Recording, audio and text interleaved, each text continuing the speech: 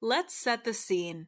You've navigated the halls of Congress and are finally sitting around a table with multiple people dressed for a scheduled discussion on Infertility Advocacy Day. These people include a congressional staffer and other advocates, both patients and professionals from your state. Meetings with members of Congress and their staff can be intimidating, but they don't have to be.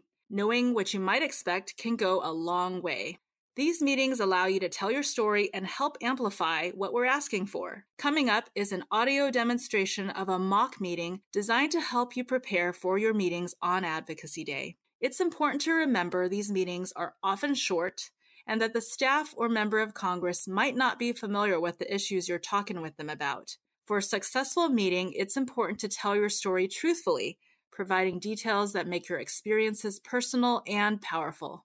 You can do this by telling your story with the 5 W's: where, when, what, why, and who. Let them know where you're from, how long you've been on your infertility journey, explain the impact infertility has had on your life, and tell them why Resolve's infertility asks are important. Most importantly, tell them who you are and how the story relates to their constituents. Listen for the 5 W's in this script. You can work on crafting your own 5 W's with a worksheet on the Create Change blog at resolve.org/advocacy day. The meeting begins with the staffer introducing herself and advocates around the table introducing themselves. In recent years, Resolve advocates have met with staffers focused on healthcare, tax, and veterans affairs. I'll be the staffer. Thank you for coming today. I work on healthcare issues for the Senator, and we're happy to have you here. What can the Senator do for you? Hi, thank you for having us. My name is Joe, and I'm here on the fly-in for Resolve, the National Infertility Association.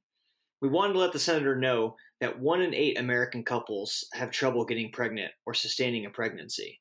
Resolve helps raise awareness and increase access to care for individuals who are struggling with infertility.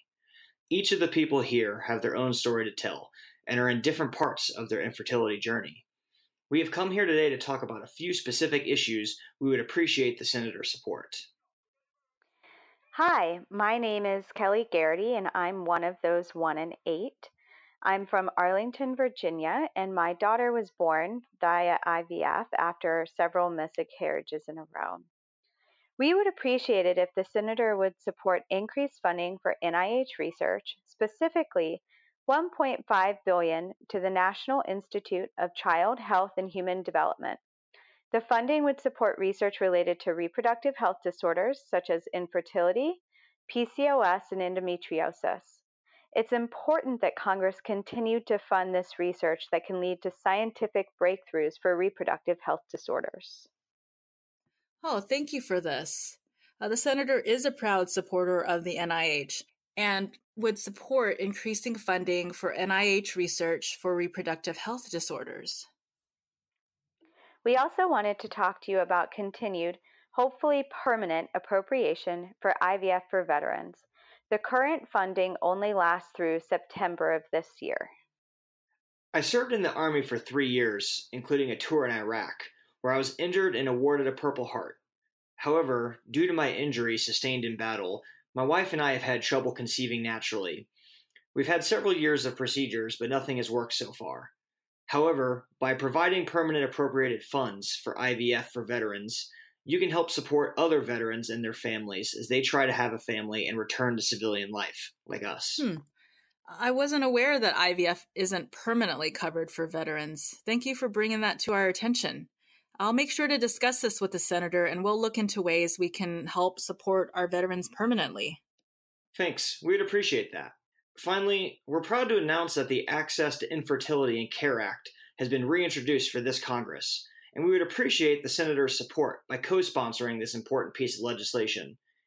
The act would recover private health insurance plans that cover OB services to also cover infertility treatments, such as IVF. The bill also extends coverage to federal employees, members of the U.S. military and their families, and veterans. Thank you for letting us know that the Access to Infertility and Care Act has been reintroduced. Are you aware of other co-sponsors, and is there a companion bill in the House? Yes, thank you. We have 10 co-sponsors, and a companion bill was introduced in the House, where we have 5 co-sponsors. We hope to see the senators support all of our requests today and truly appreciate the time that you've given us. Oh, well, thank you. Thank you for coming to the senator's office today and telling your stories. It's important to hear from constituents, and I'll make sure to bring these issues to the senator's desk. We'll follow up with Resolve staff on ways we can work together in the future. Here's my card to follow up with any questions or issues you'd like to get in touch about. Keep in touch. Thank you.